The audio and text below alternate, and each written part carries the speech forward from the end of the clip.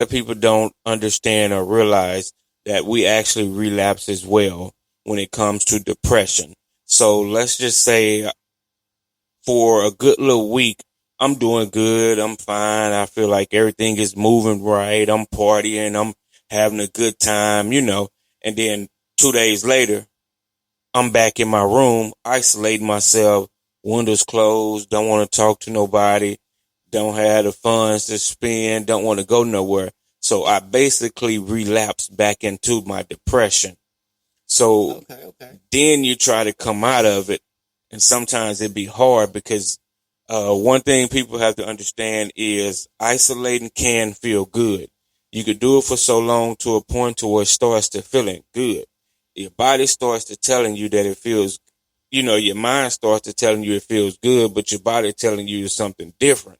So you want to kind of start listening to your body because a lot of times that's what's going to cause you to relapse back into depression. Depression is the hardest thing to fall into. I mean, it's the easiest thing to fall into and the hardest thing to fall out of. So relapsing back into depression is real easy to do.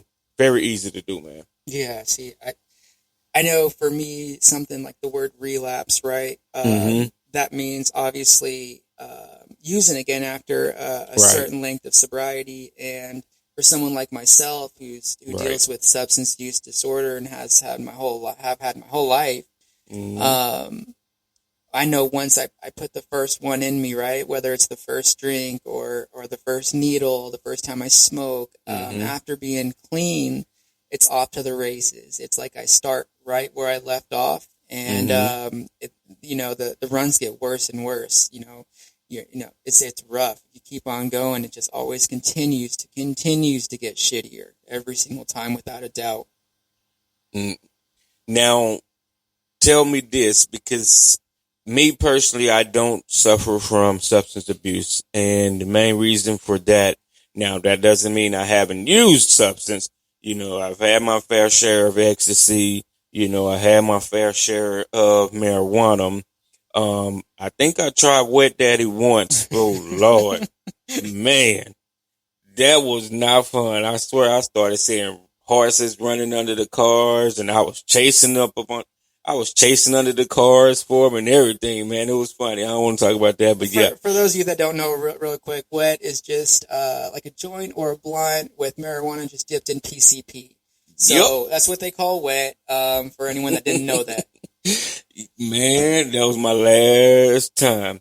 So yeah, I tried a Molly for a half of a time too. So, but I will say X was my main choice and marijuana for a little while. Um, what would you say as far as substance abuse? Which do you think substance abuse and mental health fall in the same category, or do you think they're different? That's such a tough question, right? And that's kind of Mm-hmm. what doctors have been trying to figure out for a long time in the Mm-hmm. DSM-5, right? Which all the therapists read to graduate college. It's like their Bible. It does coagulate a lot, right? Like they overlap mental health and substance use. I think for someone that like myself who does struggle with substances also has some underlying mental health issues going on as well. Whether that's PTSD or depression, sometimes anxiety. I definitely have those underlying things from things that I've seen as a kid or things that I experienced growing up. A lot of it, I would say, is 50% environmental and 50% genetics, right? So I Mm-hmm. think you don't have to be born an addict. You can Mm-hmm. definitely get put in an environment where that's just what it becomes. And you also Yep. can be born an addict, right? Which is Yep. just genetic, and maybe your heritage lineage is has addicts in it, and so you know you're born that way. But I think for me personally, I was born this way. Even as a Right. child, I was, into, video games Mm-hmm. alcoholically, or fantasy football alcoholically, or sports nonstop. And then as I got older, it was the ladies, Right. Right. which it still is a little bit, but I'm working on that here. Right. You know what I mean? It's progress, not perfection, right? Right. Right. But yeah, they definitely do overlap mental health and drug addiction for sure. Okay. Okay. Because for me, I would say, I could now being in the facility that I am now, I will say I kind of see how the two can kind of play, um, the same role, especially once you get over the, whole detox situation and, you have been clean for quite a while. You're still going to have that mental health mind frame that's kind of trying to get you to go back to that situation, which can cause you to fall into mental health, depression, have anxiety about certain things. So I can kind of relate to it and see that a little bit. Yeah, no, there's definitely like I think I was saying earlier, drug induced psychosis, right? A good friend of mine, he's my roommate here. He deals with certain things like that, and I'm able to relate to him on a personal level because we both have dealt with psychosis, whether he deals with it more often than me or not. It's something that we both can relate to, and it made us closer in the beginning, especially. So there is a good thing to having all these shitty experiences, right? It's kind of the way you have to look at it. My experiences can definitely help somebody else out, right? Most definitely. If they're going through it and I've been through it, right? That's the best kind of Most empathy there definitely. is. Most definitely. I agree with you on that. So for y'all, those of y'all that don't know, he's talking about my new best friend, but we ain't gonna say his name. That's for him to do, okay?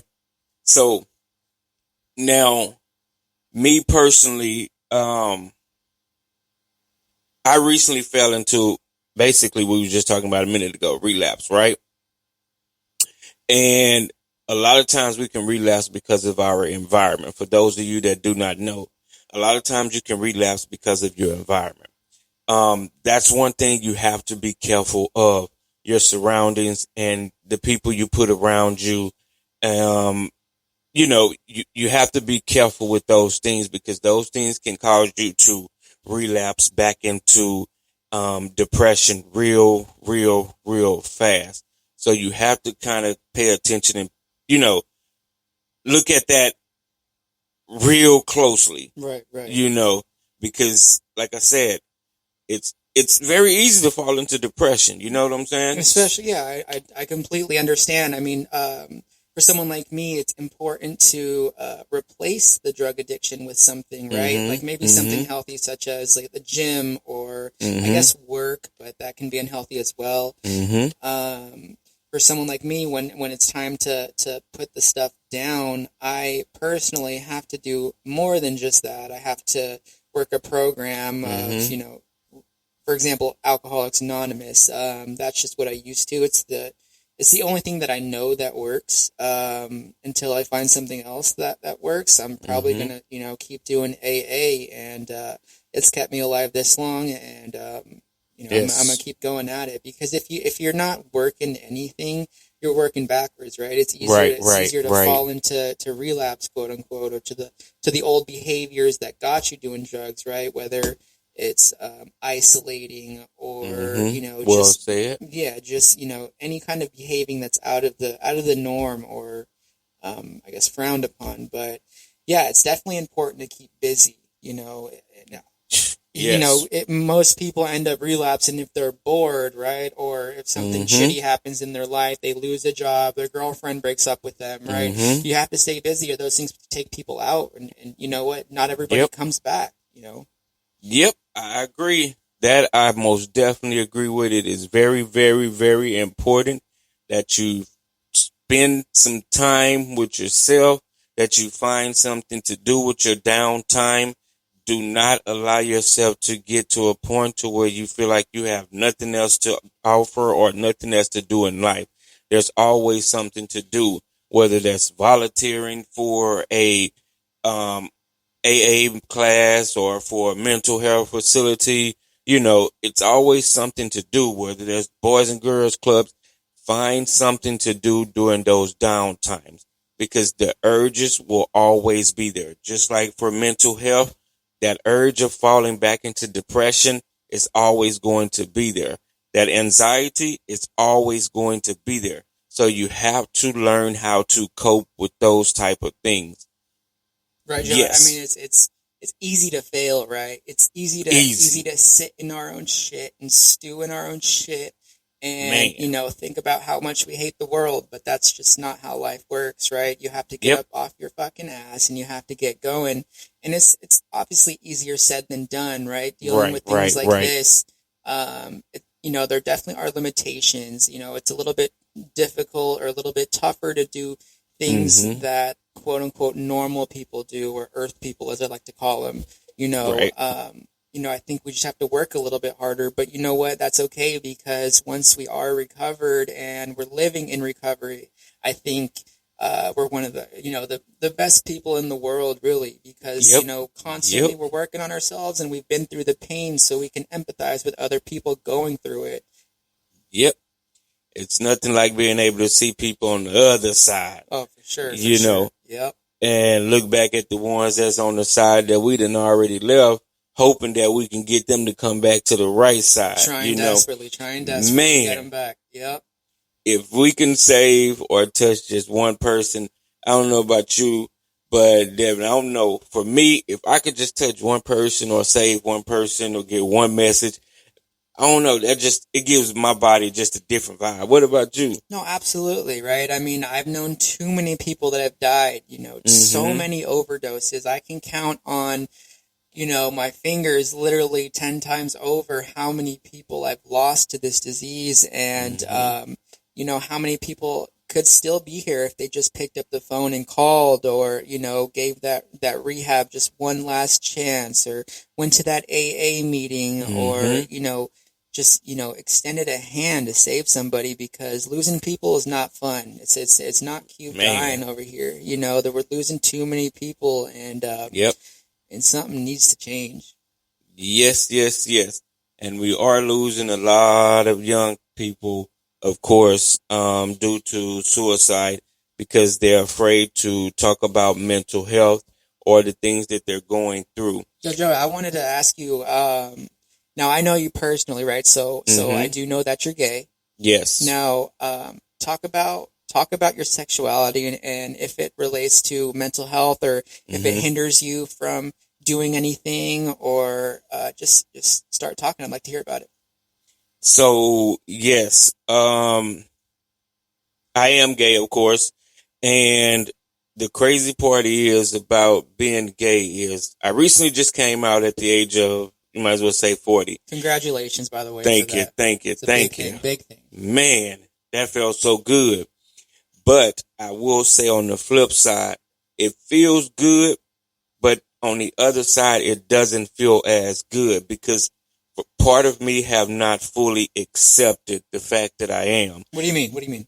Because a lot of places I go, I still feel unwanted. So when I go to certain places, I'll turn what we call it, I'll turn my gayness off, and then I'll pretend like being that person that I was 39 years ago. I'll put that hardcore voice on.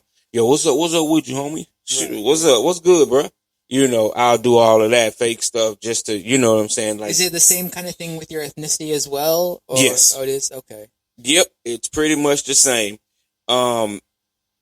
It's almost like I'm trying to fight them both at the same time when I go places. So that's why my anxiety gets really, really bad, because when I go places, I feel like I'm trying to hide the fact that I'm gay, and I'm trying to cover up the fact that I'm black.